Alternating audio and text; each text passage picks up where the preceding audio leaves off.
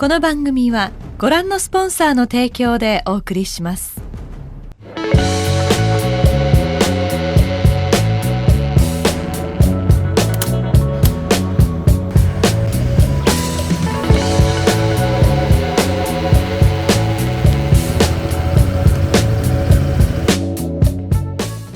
단돈 100원으로 여행이동, 출퇴근이 가능하다면 여러분들은 어떤 선택을 하시겠습니까? 전기자전거 도대체 어떤 기종을 사야 합리적인 소비를 했다고 할 수 있을까요? 무조건 싸고 성능 좋은 거 아무거나 사자니 수리가 힘들고 진짜 딱 입문용을 사고 싶은데 적당한 가격에 수리까지 완벽한 모델 도대체 뭐가 있을까요? 320여 개 대리점에 깔려있는 합리적인 선택이 가능한 디자인, 가격, 승차감 뭐 하나 빠지는 게 없는 이 모델, 오늘의 주인공 바로 모토벨로 A9입니다. 안녕하세요, 연예인 김대장입니다. 오래전부터 전기자전거 한 대쯤 있으면 좋겠다 생각했었습니다. 유튜브를 찾다 보면 수많은 전기자전거 리뷰들이 가득했고 여러가지 모델들을 쉽게 찾아볼 수 있는데요, 제가 전기자전거를 선택하는 기준은 딱 두 가지였습니다. 디자인과 AS가 잘 돼야 된다는 것. 그 기준에 맞춰 전기자전거 회사를 알아보던 중 모토벨로라는 브랜드를 선택하게 되었는데 모토벨로 공식 홈페이지에 들어와 보니 2017년에 시작하여 현재까지 전국에 320여 개의 대리점을 갖추고 있었고, 수많은 모빌리티 브랜드 중 1위라는 타이틀과 이마트, 데카트론, 하이마트, 일렉트로마트 등 국내 메이저 유통기업에서도 쉽게 모토벨로의 모델들을 찾아볼 수 있다고 하는데요, 모토벨로에서 바이크 유튜버인 저에게 광고를 주는 경우는 당연히 없을 테고 제가 직접 A9을 구매하고 타보면서 이 영상을 보시고 전기자전거 구입을 망설이시는 분들에게 도움이 되고자 리뷰 영상을 찍게 되었습니다. 이번 영상은 내돈내산 순도 100% 리뷰 영상입니다.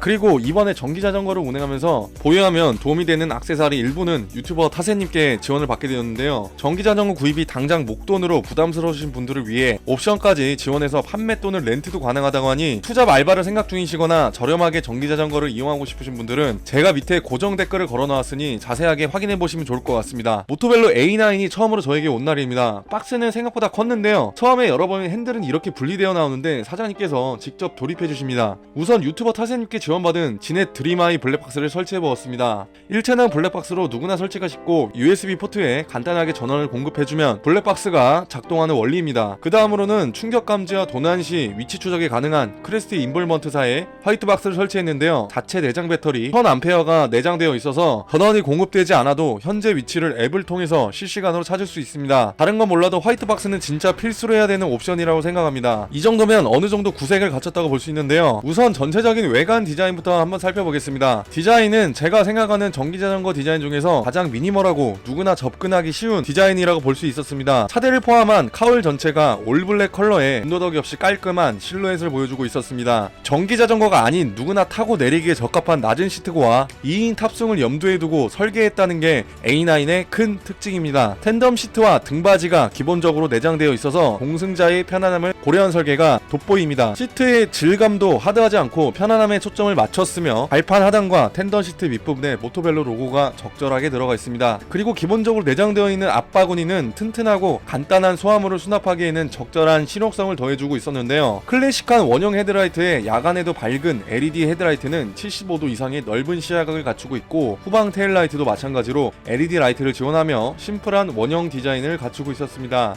브레이크 등은 물론 좌우 방향지 등까지 탑재되어 있어 방향을 가고자 할 때 후방에 충분히 인지를 시켜주고 있었습니다. 모터는 48V 600W BLDC 모터가 사용되었습니다. 배터리의 최대 효율은 스펙상 84%까지 효율을 낼 수 있었습니다. 다른 전기자전거도 비교해봤지만 스펙상 크게 뒤처지지 않는 스펙이었습니다. 배터리는 리튬이온 배터리를 장착하였고 12와 15 두 가지가 있는데 제가 선택한 배터리는 15A짜리였습니다. 무게는 약 4.85kg입니다. 타이어는 전후륜 14인치 광폭 튜브리스 타이어가 적용되었는데요, 그리고 에어로 휠을 적용하여 스포크의 풀림 현상이 발생하지 않아 더욱 견고하고 내구성이 뛰어납니다. 전후방 듀얼 서스펜션이 적용됐고 전자식 드럼 브레이크가 사용되었습니다. 제한 중량은 150kg으로 자전거 무게는 34kg으로 매우 가볍습니다. 배터리 충전구는 안장 하단에 있고 쉽게 탈부착이 가능했습니다. 배터리 킥박스에 키를 돌려 잠금을 해제하고 손잡이를 위로 당기면 쉽게 빠집니다. 정말 간단하죠. 배터리를 분리하지 않고 장착된 상태에서 캡을 열고 바로 충전할 수도 있고 분리해서 충전도 가능합니다. 배터리 주행거리가 탈착식이기 때문에 배터리를 추가로 구입한다면 주행거리는 그만큼 늘어나겠죠. 최대 주행거리가 스펙상 50km로 되어 있는데 조만간 배터리를 한 개를 추가로 구입한다면 2배만큼이나 멀리 갈 수 있을 것 같습니다. 모토벨로 A9은 두 가지 방식으로 시동을 걸 수 있는데 기본적으로 제공되는 열쇠 키와 스마트키의 시동이 각각 따로 인식이 된다는 것입니다. 열쇠 키로 시동을 걸었을 때는 말 그대로 열쇠가 있어야만 작동이 가능하지만 스마트키로 원격 시동을 걸면 원격으로 시동을 걸고 시동을 끌 때도 열쇠 키 대신 스마트 키로 시동을 꺼야 합니다. 평소에 굳이 열쇠 키를 들고 다니지 않아도 스마트 키 하나로 시동이 걸리기 때문에 도난 위험 또는 열쇠를 실수로 꽂아놓고 외출하는 안타까운 상황은 생기지 않을 것입니다. 스티커는 보시는 것과 같이 매우 낮습니다. 제가 키가 180인데도 불구하고 앉았을 때 편안했고 타고 내리기 불편함이 없었습니다. 일반적으로 키가 작으신 여성분들이 타도 충분히 타고 내리는데 지장이 없는 스티커였습니다. 좌측에는 PAS 스위치가 있고 이것은 페달을 장착했을 때 모터가 구동될 경우 페달이 자동으로 돌아가는 것을 방지하는 기능입니다. 그 아래에는 방향지시등과 홈 버튼이 자리 잡고 있었습니다. 우측에는 1단, 2단, 3단 다이얼이 있고 최고속은 25km입니다. 저는 처음부터 3단을 출발했지만 초보자분들은 출발할 때 심리적인 불안감이 들 수도 있으므로 1단에 놓고 천천히 출발하시는 것도 나쁘지 않을 것 같습니다. ARS 기능은 누르게 되면 안내 음성이 나오게 되며 1회에 누르게 되면 자전거의 실시간 상태를 음성으로 알려준다고 합니다. 내 자전거에 문제가 생길 시 고장 내역을 빠르게 확인이 가능하고 이상 정보를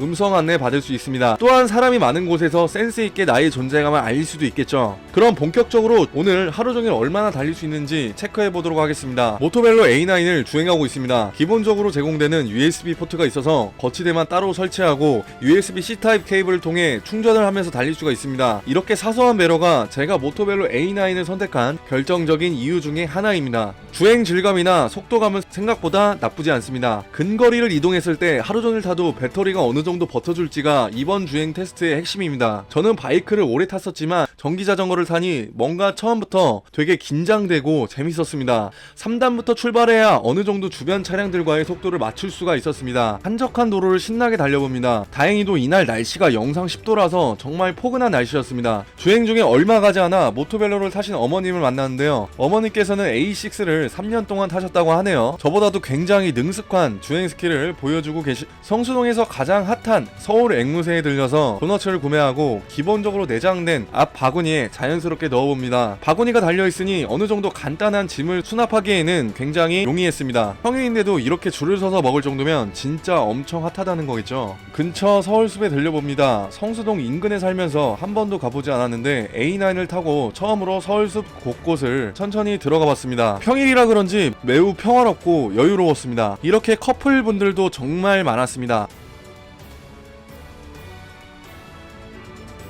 서울숲 여기저기를 돌아다녀 봤습니다. 그리고 제가 놀란 것은 프론트와 리어의 듀얼 서스펜션의 역할입니다. 서울숲 길이 눈이 오고 땅이 어느 정도 얼어있는 상태여서 흙길을 달렸을 때 심한 충격이 올 줄 알았으나 일반 자전거보다 확실히 충격 흡수를 잘해주고 불안하지 않은 주행이 가능했습니다. 14인치 휠도 한몫을 하겠지만 A9의 서스펜션은 기대 이상이었습니다. 일반 포장도로에서는 정말 스무스하게 다닐 수 있었습니다. 전자식 브레이크는 드럼 방식이라 약간의 밀림은 발생할 수 있으나 반응 속도가 빠르고 내가 원하는 위치에 알맞게 정차할 수 있었습니다. 아무래도 모터가 달린 전기 자전거이다 보니 브레이크의 성능은 전반적으로 스펙에 비해 양호했습니다. 그렇게 빠르지도 않고 적절한 속도로 편안하게 주위의 풍경을 감상할 수 있다는 것 자체가 전기 자전거의 진정한 매력이 아닐까 생각해봅니다. 2시간 정도 주행을 하고 다시 야간 주행을 테스트하러 나왔습니다. 성수동에 새로 생긴 디올 매장은 낮에도 화려하지만 밤에는 훨씬 더 화려합니다. 모토벨로 A9을 옆에 세워놓고 사진을 몇 장 찍어봤습니다. 전방 라이트를 켜면 아무래도 배터리 소모가 더 빨리 되겠지만 낮에 그렇게 달렸음에도 불구하고 게이지가 3칸을 보여주고 있었습니다. 야간 주행에 도움이 되는 밝은 LED 헤드라이트는 75도 이상의 넓은 시야각을 갖추고 있었으며 보시는 것과 같이 빛이 화면을 뚫고 나올 정도로